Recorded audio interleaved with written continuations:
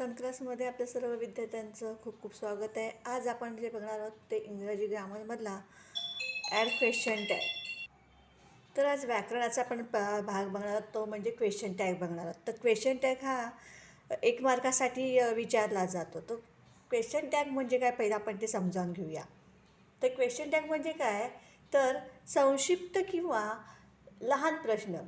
एखादे संक्षिप्त किंवा लहान प्रश्न म्हणजे काय, तर एखाद्याने जर विधान केलं असेल, ते विधान केल्यानंतर ऐकणाऱ्याकडून जेव्हा होय उत्तर येतं ना, तेव्हा असा प्रतिसाद आपण मिळवण्याकरता प्रश्न विचारला जातो, त्याला क्वेश्चन टॅग म्हणतात.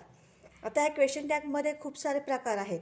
तर त्यातल्या आधी आपण बघणार आहोत होकारार्थी क्वेश्चन टॅग कशा प्रकारे करायचा आहे ते बघणार आहोत, आणि त्याच्यानंतर पुढचे आपण प्रकार बघूया. तर आता आपण सुरुवात करूया. इथं सर्वप्रथम मी एक सेंटेन्स लिहिलेला आहे. पहिलं सेंटेन्स आहे, ही इज व्हेरी काइंड. दिलेलं वाक्य काय आहे, होकारार्थी आहे. इथे कुठे नकार दिसत नाही, निगेटिव्ह दिसत नाही आहे. हे आहे पॉझिटिव्ह सेंटेन्स. तर ह्याचा आपल्याला आता क्वेश्चन टॅग करताना पहिलं काय करायचं असतं, मी तुम्हाला ट्रिक सांगणार आहे. म्हणजे सगळे पॉईंट असे देणार आहे, तर ट्रिकनी तुम्हाला पहिलं मी सांगणार आहे, म्हणजे तुमच्या पटकन लक्षात येऊ शकतं. तर हे पहिलं वाक्य आहे, ही इज व्हेरी काइंड. दिलेलं जे वाक्य असतं, जे जसंच्या तसं लिहायचं. He is very kind. हे वाक्य मी जसंच्या तसं लिहिलेलं आहे. वाक्य पूर्ण झालं. आता इथं ह्या वाक्याला फुल स्टॉप होता. आता इथे काय करणार आहे, मी कॉमा देणार आहे, म्हणजे स्वल्पविराम देणार आहे. वाक्य ही इज व्हेरी काइंड झालं, स्वल्पविराम द्यायचं. आता वाक्यामध्ये बघायचं की सहाय्यकारी क्रियापद काय आहे आणि करता काय आहे. ते इथं इज आहे आणि इथं ही आहे. Is he. तर आता इज हीचं असेल तर आपण नकारार्थी टॅग करताना काय करणार, निगेटिव्ह टॅग करताना काय करणार, इजंट ही करायचा. इजंट ही, आणि प्रश्नचिन्ह द्यायला विसरायचं नाही. कारण सगळ्यात इम्पॉर्टंट तेच आहे की आपण क्वेश्चन टॅग करतो म्हटल्यानंतर क्वेश्चन टॅग पुढे आल्यानंतर क्वेश्चन द्यायला विसरायचं नाही. असं जर व्यवस्थित आपण जर पूर्ण जर वाक्य केलं तर आपला हा एक मार्क हा हातचा असतो, हा मार्क आपला जात नाही. त्यानंतर दुसरं जे वाक्य आहे, वी आर ऑल ब्रदर्स. दुसरं जे वाक्य आहे, वी आर ऑल ब्रदर्स. हे पण कसं करणार आपण, वाक्य जसंच्या तसं लिहिलेलं आहे, वी आर ऑल ब्रदर्स. त्यानंतर काय केलं आहे, कॉमा दिलेला आहे.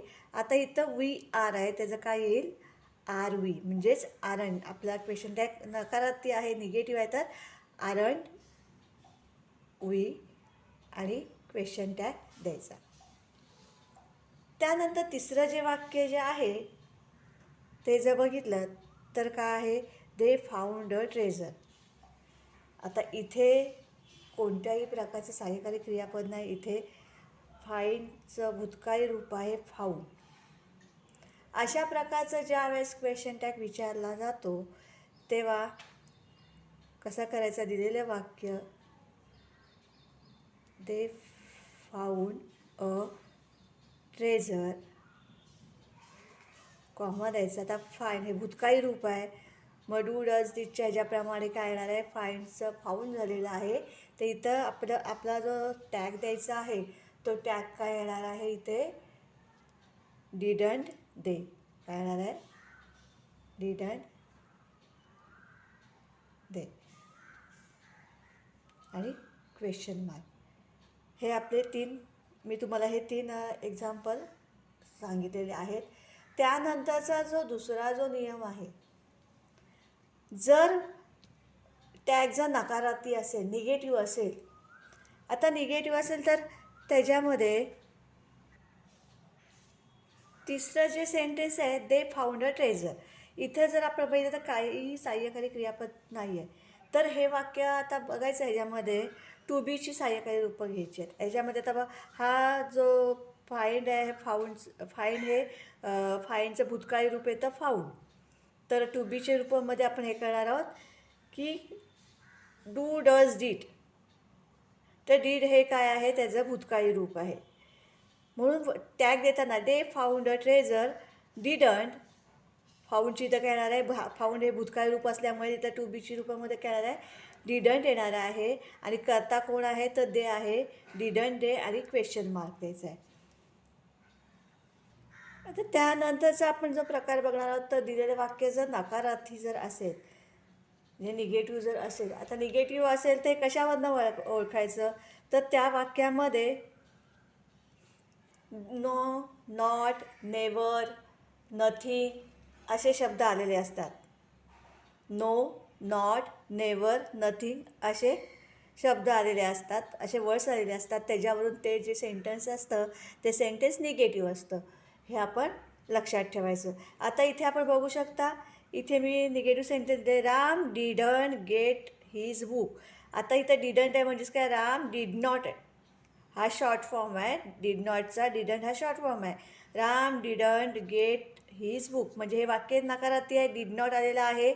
ह्याचं आपल्याला टॅग करताना दिलेलं वाक्य जे आहे, सेंटेन्स जे आहे ते जसंच्या तसं लिहायचं. Ram didn't get his book. वाक्य पूर्ण झालं, कॉमा द्यायचा, स्वल्पविराम द्यायचं. आता हे वाक्य नकारार्थी आहे, त्याचा टॅग होकारार्थी करताना काय करणार, डिडंटचं काय करणार, डीड. नॉट काढून टाकायचा, डीड. आणि राम आहे तर राम न लिहायचा, तर रामची इथे काय लिहायचं, ही लिहायचं. राम न लिहिता ते नाम न लिहिता त्याच्या जागी काय लिहायचं, ही लिहायचं. डीड ही. दुसरं वाक्य आहे he does not attend the school. He does not attend the school. वाक्य जसंच्या तसं लिहिलेलं आपण, सेंटेन्स कॉमा दिलेला आहे. इथं डज नॉट आहे, अटेंड द स्कूल. आता हे करताना आपण काय करणार आहोत, इथं डज नॉट आहे. आता he does not attend the school, तर ह्याचं आता नॉट काढून टाकायचं आहे आणि डज करता कोण आहे, ही आणि प्रश्नचिन्ह. प्रश्नचिन्ह द्यायला विसरायचं नाही इथे, सॉरी ते द्यायला मी सांगितलं नाही, तर इथं डीड ही आणि प्रश्नचिन्ह, कारण प्रश्नचिन्हालाच महत्त्व आहे.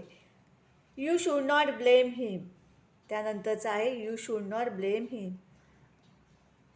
You should not blame him. वाक्य जसे तसं कॉमा. आता इथं शूड नॉट आहे, तिथं काय करणार आपण, शूड, SHOULD शूड, आणि करता कोण आहे, यू आणि प्रश्नचिन्ह. अशा प्रकारे ही आपण एक होकारार्थी बघितली वाक्यातील आणि नकारार्थी बघितली. म्हणजे क्वेश्चन टॅगमधला पहिला एकच प्रकार आपण आधी बघितला आहे की होकारार्थी वाक्याचं नकारार्थी कसं करायचं आणि नकारार्थी वाक्याचं होकारार्थी क्वेश्चन टॅग कसा करायचा, ते आज आपण ह्या व्हिडिओमध्ये शिकूयात. पुढच्या व्हिडिओमध्ये आपण बघणार आहोत की लेटनी सुरुवात होणारं वाक्य जर असेल तर त्याचा क्वेश्चन टॅग कसा द्यायचा, ते आपण पुढच्या व्हिडिओमध्ये बघूया.